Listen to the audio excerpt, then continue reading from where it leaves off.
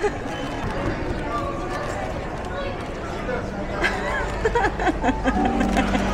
today's video, samahan niyo ako na i-surprise yung mga bata kasi di naman nila alam na uuwi ako ng Pilipinas. Ate, ginawa mo na naman probinsya yung Pilipinas.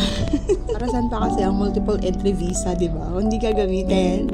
Chari. Holiday kasi ng April 3 and 4 sa Taiwan. And yung joint school ko naman ay school anniversary noong March 29. Yung mga school anniversary dito sa Taiwan, ginaganap talaga siya kapag Saturday. And then, the following Monday, yun naman yung kapalit nung Saturday na pasok. So, bottom line, March 31, wala rin akong pasok. Kaya, anong gagawin?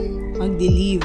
Teka, huwag mo akong i-judge. Birthday kasi ng panganay ko ng April 1. Kaya naman, grab the opportunity na si bakla. So, nag-file na ako ng 2 days personal leave para sa pasok namin ng April 1 and 2. Uy, ang dami naldal. Nasa MRT na ako. From my apartment sa Mainong, sumasakay lang ako ng bus. Diretso na yun, papuntang Shinzoi na MRT station. Then, pupunta naman ako ng Xiaokang. Nandun naman yung airport, o diba, very convenient. 2 rides lang, nasa Kaohsiung International Airport na ako. At ayan na nga, feeling niya sumakses siya. Hindi talaga ako galang tao. Ewan, naubos ko na yata lahat nung kasagsagang nasa networking pa ako. Uuwi lang ako ng Pilipinas, tsaka ako nakakamit ng syudad. Naligaw ako. Naligaw ako. Diba, naligaw pa.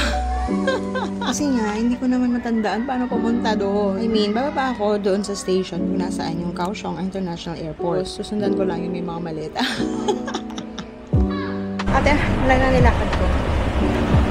1 kilometer na to. Ano tayo sa airport? Pag-abroad talaga, no? Sakripisyo siya. Lalo na kapag may anak ka na. Sabihan nila, minsan, dalawa na lang yung magiging gut mo, whether kung mag-abroad ka or hindi. Una, may anak na kasi ako, kaya hindi ako makakapag-abroad. At yung pangalawa naman, may anak na kasi ako, kaya mas kailangan kong gawin to. So, obviously, alam na kung alin ako sa dalawa.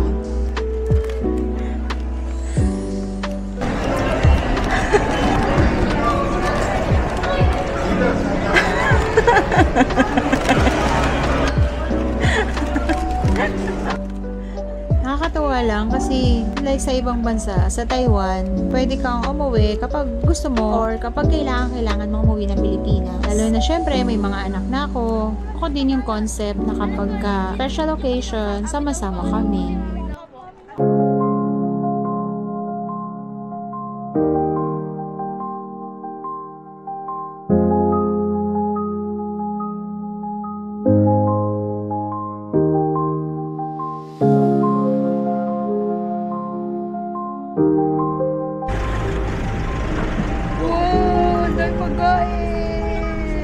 Totoong nasa ibang bansa ang pera, pero nasa Pilipinas pa rin ang totoong saya.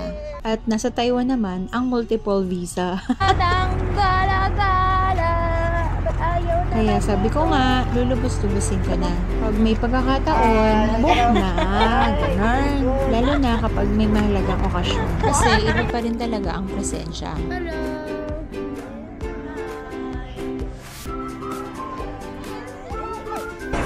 Yan ang bata. Ayan, kitang-kita. Ayan po, para. Luna to si Bunso kasi baby pa siya nung umalis ako. Buti na nga lang kilala niya ako. Salamat na rin sa technology kasi lagi naman niya ako makikita sa video call. Pero iba pa rin talaga sa personal. Kaya hanggat maaari, uuwi ako.